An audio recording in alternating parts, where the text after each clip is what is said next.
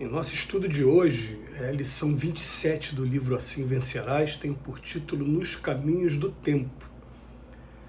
Achamos-nos todos enleados nas teias da justiça no campo infinito do tempo, buscando resgatar antigos débitos de ordem espiritual, uns à frente dos outros, e enquanto nos encarceramos no propósito de cobrança, permaneceremos algemados ao poste mental das flagelações íntimas, encontrando no mundo vasto purgatório dos nossos próprios sentimentos. Só o amor verdadeiro, sentido e vivido é capaz de subtrair-nos o fardo da sombra. Só ele possui bastante luz para dissipar as trevas de que somos antigos prisioneiros. Não ouvides a necessidade de desculpar infinitamente.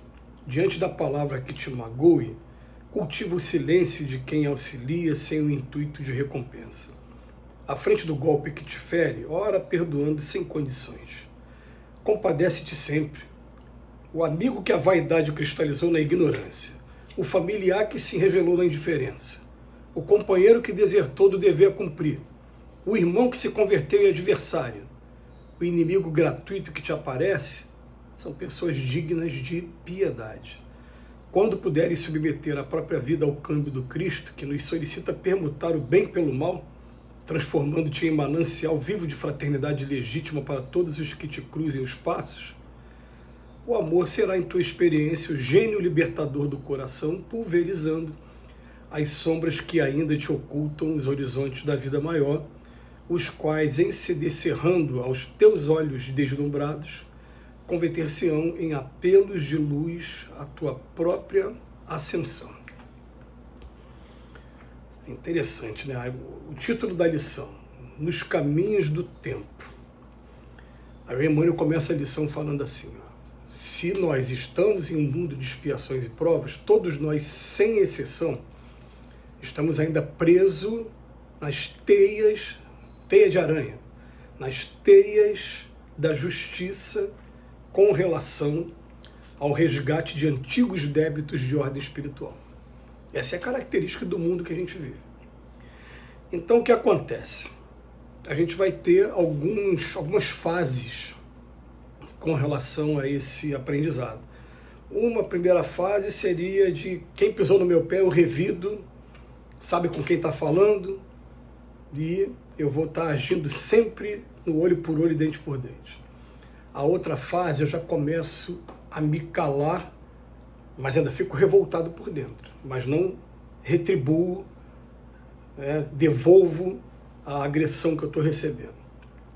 Numa terceira parte, eu, além de terceira fase, na verdade, além de agora ficar calado, eu ainda tento ajudar aquela pessoa. E numa última fase do aprendizado aqui da Terra, eu procuro ainda desenvolver o amor por aquela pessoa. Então, olha só, para muita gente fala, é sangue de barata? Que nada, eu não estou preparado para isso não. Mas são fases. A gente pode escolher, segundo o Emmanuel, ele veio dizer para a gente, olha, enquanto eu estiver aqui encarcerado, preso, no propósito de cobrar os outros, né? Ele fala, a gente vai permanecer algemado ao poste mental de flagelações íntimas. Ele usa aqui uma linguagem bastante erudita para a gente interpretar, mas está querendo dizer o seguinte, né? O que é o amor segundo Cristo? É benevolência para com todos, é o perdão das ofensas e a indulgência para a imperfeição dos outros. O que o Cristo pede da gente o tempo todo? Para que a gente faça o esforço máximo para receber o mal, mas devolver bem, nunca mal com mal. Aliás, mal com mal eu vou criando débitos para o futuro. Chega um momento em que a gente, cansado de ficar o tempo todo no olho por olho, dente por dente, a gente quer se libertar, a gente quer progredir. Então o que a gente começa a fazer? A gente começa a primeiro a ficar calado, a não se comprometer mais com a lei de causa e efeito, e depois de ficar calado, vamos tentar agora entender melhor e tentar ajudar. Então o que o Emmanuel veio falar para a gente aqui? Ó? Ele chama a atenção da gente, ó, aquele amigo que a vaidade cristalizou na ignorância. Aquele amigo que acha que é dono da verdade o tempo todo, que isso vai se chamar vaidade, orgulho, né? Ele acha que ele está certo em tudo, ele está certo na posição política dele, ele está certo na posição filosófica dele, ele está certo na posição religiosa dele. O familiar que de repente entrou no campo da indiferença. Enquanto a pessoa ainda está brigando é porque se importa, né? Quando para de brigar é porque desistiu de você, entrou no campo da indiferença. O companheiro que desertou do dever a cumprir.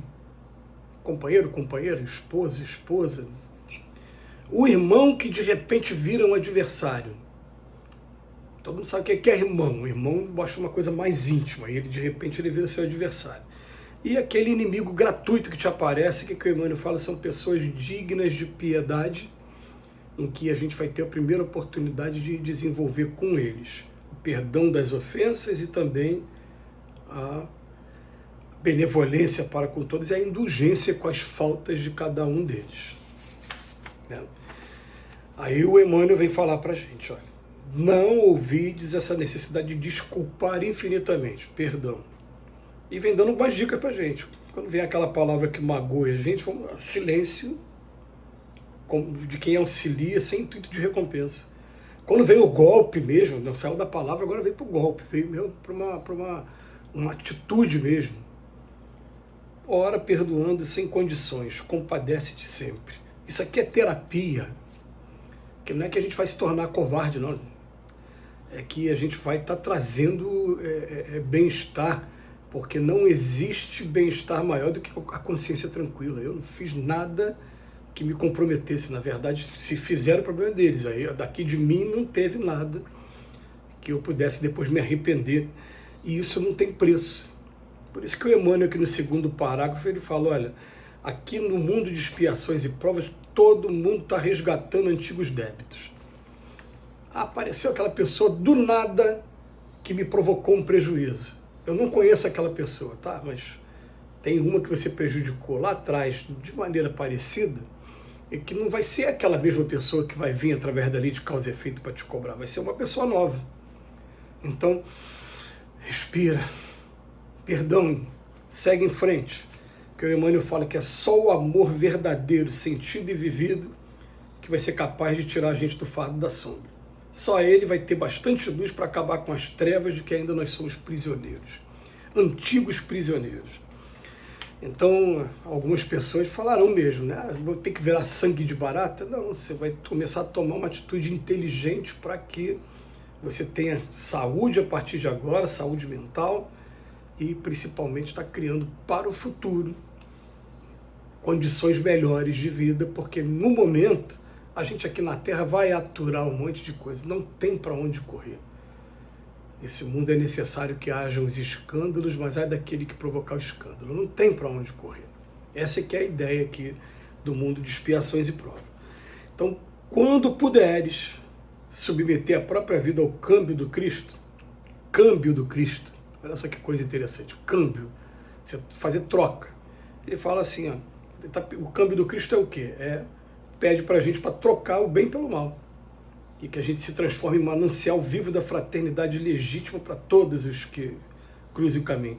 É esse amor, o amor que é mal interpretado, porque o amor, segundo Jesus, é benevolência para com todos, perdão das ofensas e indulgência com as imperfeições. Não é esse amor que a gente imagina, assim, o amor que tem do pai pelo filho, o amor que tem entre os casais, os companheiros, não é.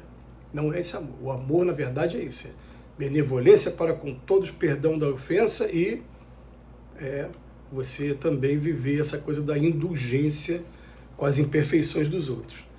Ele fala para a gente, o amor será em tua experiência o gênio libertador, liberdade, pulverizando as sombras que ainda te ocultam os horizontes da vida maior, os quais em si, descerrando aos teus olhos deslumbrados, converter-se-ão em apelos de luz à tua própria ascensão. Então, a gente vai começar a pensar dessa maneira, nós vamos ser testados sim. E algumas vezes a gente encontra alguns espíritos que a gente fica pela natureza dele, mas por que ele está sendo testado dessa maneira? Às vezes ele não tem nem mais o que resgatar, mas o teste aparece. E o teste aparece para mostrar para quem está do lado, ó, esse aqui é um legítimo apóstolo, ele aguenta. as pressões dessa vida aqui.